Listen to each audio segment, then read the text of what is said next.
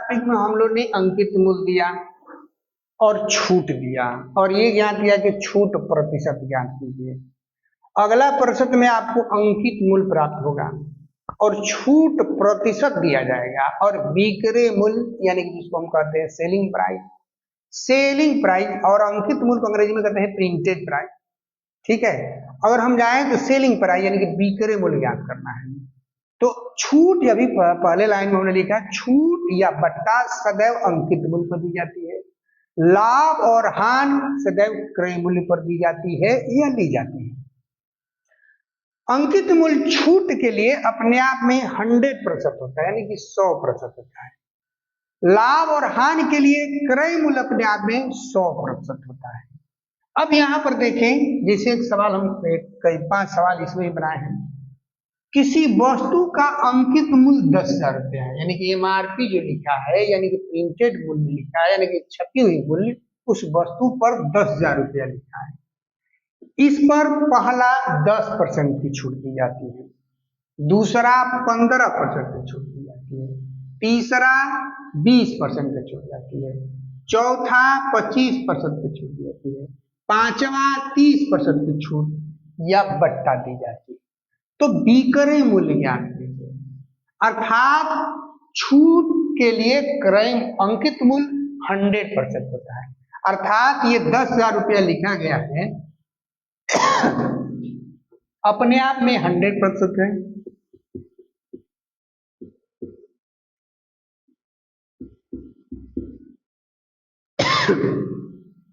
यानी कि 100% बराबर 10,000, इसलिए 1% बराबर 10,000 बटा 100। ये कटा दें, 2 जीरो कट गया अर्थात 1% आ गया हमारा कितना 100। यदि पूछता है पहला 10% छूट दी जाए तो 10% छूट दी जाए अर्थात 90%, यानी कि 90 गुणे 100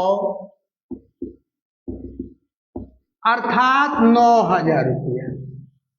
पहले का बिक्री मूल्य कितना हुआ 9,000 रुपया।